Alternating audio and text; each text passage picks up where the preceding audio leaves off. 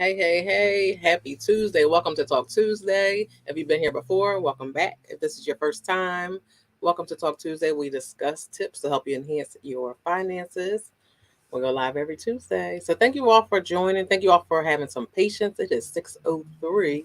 So I am a few minutes late. So if you were checking in the notes, I had put in there that I was on hold for 47 minutes and then they answered as soon as it was almost time to go live.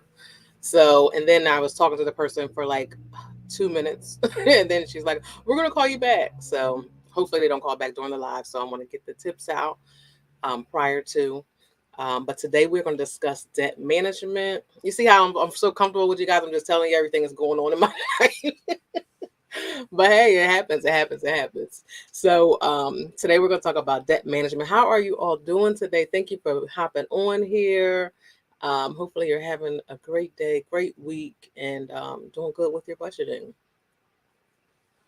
So let's get into it while I wait on your comments. So we're talking about debt management. So we're going to talk about the steps and things you should do when you have debt, when you're ready to deal with it, and how to proceed. So the first thing you want to do with your debt management is look at your debt, know your numbers, actually review it, pull out everything you have, all of your debt, look at your current.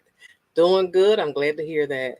So you'll pull out all your statements. Sometimes we think we know how much is on there, but maybe we don't have the interest that was most recently added. Maybe a fee might have been added, or maybe a charge that maybe hadn't went through the last time that we looked at the account. So definitely pull out all of your accounts, see all of the debt that you have, check it all out, total it all up, and see, what's your starting number. So when you want to handle your debt, you need to first know where you're starting, so you know where you're headed. After you know your numbers, now you want to create a budget. So, in creating that budget, you're now seeing how much income you have versus how much expenses you have, and how much money you have left over after all of your expenses are accounted for your monthly expenses. So, everything you're paying, your savings, whatever you have going on. So, with your budget, you should have a budget that shows all of your income and where everything is going. So, not have a budget where your income, maybe you have, my favorite number, $2,000 coming in, right? And then maybe your expenses, including your bills and your savings, come up to maybe 1,700. But now you have to figure out what to do with that 300 extra, which could be to add to savings, start an emergency fund, planning for your future, and things like that. But when you're trying to handle your debt, knowing that number, that 300, to know exactly what you have and what you can do and what you can work towards and put towards that debt. So knowing that number, once you have your budget, now you know I have 300 extra. Now I can pay that on my debt. So that's what you want to do. After you know your numbers, then you want to create your budget so you can see what you have left. Now, what it could be, unfortunately, could be the opposite, where maybe you have run your numbers and you see that you don't have enough money to actually pay extra on to that debt. So a couple of things could happen. Number one, if you don't have enough money, then you have to get more income. We don't want to hear that. We don't want to do that. We don't have time for that. But when things happen, we have to get more income. That's the only way around it, because we will stay kind of in a rat race, trying to catch up, trying to catch up, trying to catch up. And it's hard ultimately if you don't have enough income to meet all of your needs, then you will actually just keep getting further and further behind. It will get harder and harder and harder, and eventually things will spiral out of control. So, what you want to do is keep to get more income. And while you're getting more income, okay, it might not come fast. In the meantime, what you need to do is contact your creditors. Contact them and let them know what's going on. Sometimes we're like, oh, I can't pay it. I'm not calling them. I'm not answering their call, and stuff like that. But let them know what's going on. Give them a call and see if maybe you can set up a payment arrangement, set up a payment plan. Some things like, maybe your auto loan, sometimes they'll let you take your payment that's due and put it on the end of your loan. So maybe you can't pay it right now. Maybe you have 3 years left. They might throw that at the end of the 3 years. Yes, that might affect your interest probably, but at a time right now where you're in a situation where maybe you can't afford to pay it at all, you're not thinking about that interest. And you would rather have that interest on the end than to spiral out and then you go so far off that they're coming to get your car and all. Right? So first we know what our debt is, we create our budget, so then we know that we either have enough and figure out our plan as far as what we're paying, how we're paying it, or we have to get more income. And if we're while we're waiting on the income, let the creditor know what's going on. Let's see what other notes I have. Let's see. Doing well. Good, good, good. Another thing you could do is consider debt consolidation. So we have different forms. Now you have some credit cards that offer this yearly. Like one of my credit unions definitely offers this every year. They'll let you transfer your debt from one account to their account for 2.9% interest rate for sometimes it's 12 months, sometimes it's 24 months. But check and see if you have something that offers that. So that will help you if you have something that's like, really high interest rate, then you can move it over to somewhere else so that you're paying one bill instead of two, and then you're building less interest on this side. So when you're actually making the payments, you're actually seeing it go down quicker. Now, what I don't recommend is if you, let's say, pull your debt from this side over to here, and now we're running this card up again.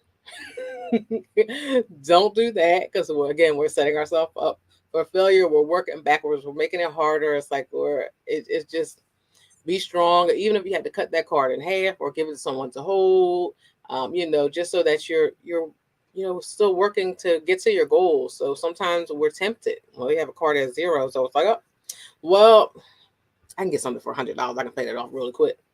And then $100 turns into 200 and turns into 300, and it just keeps going and going and going because we think that it used to be at 4,000, now it's only 100 or 200, so that's no problem. And then we kind of eventually get ourselves back up to now we done put everything over here to where we're actually seeing some debt decrease. It's getting paid down. Now this one has crept all the way back up to the 4,000 it was at. So where are we at? Square one. Actually, we're not even at square one because now this one has all the extra debt on there. And then if you don't pay it off on time, then you have extra income. Extra interest, because usually when they offer you those 2.9% interest, that's only for a limited amount of time. So after that, then you will add all of the interest to what you haven't paid off onto your debt. So then it's higher. So I definitely recommend moving that stuff over to pay it off if you can pay it off quick enough to avoid the increase in interest, because sometimes if your interest is so high that if you don't pay it off first, then it's probably the same interest that you have going on over here. So be mindful of that. And when you're looking at your debt, because remember the first thing to do was to look at it and know your numbers. You see how much you have, how much you can afford to pay. So make sure you can pay enough to get it paid off on time. I see some comments. Lord, I did that a while ago and regretted that it happened. Yep, your debt was rising and rising. It happens. It happens because we think like, well, so I'm guessing you're talking about the part where I said, well, we move it over and then we start using this card again, but it truly happens. So we just have to be mindful, be strong, and remember that we're doing this with the purpose, and put this up, and this could be your emergency card, if anything, and just try to just put it up. That will set you back all the way. It will definitely set you back. Definitely set you back. So let's see. Do I have any more? And then look, my last tip was definitely don't take on any more debt. So that's our last tip. After we have it figured out, we know what we have going on, we have our plan, we're working it. Don't add any more debt because then it becomes even harder. We're trying to manage what we have, so we don't need to add anything extra. And cracking up. Yes. And before we go, I want to let you all know that I am currently running a giveaway. I'm running a giveaway from now. It started yesterday until next week on April 20th, 2023. You can enter for free. I'm going to put the link under the live in the comments. And what you would do is fill out the form, which is your name, your email, and one question. And you can enter to win a free week inside my private community, the Financial Freedom Mastermind.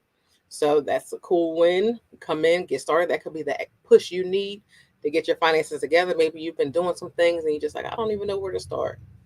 Enter into the giveaway. What do you have to lose? Go on ahead and enter the giveaway. I'll put the link in here. If you know someone who could benefit, if it's not you, let them know. I will be picking a winner next week on April 20th.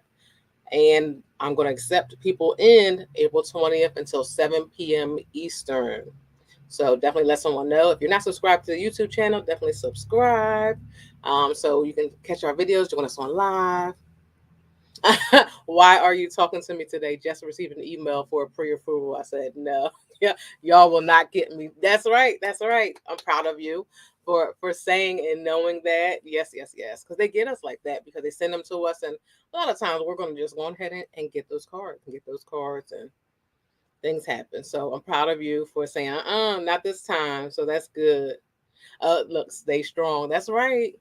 All right, guys. So, again, thank you for joining me. I will see you all next week on Tuesday at 6 p.m., same place, same time for Talk Tuesday. I appreciate you always for coming. Yes, yes, yes, you're trying. I'm proud of you. And we'll see what we're talking about next week.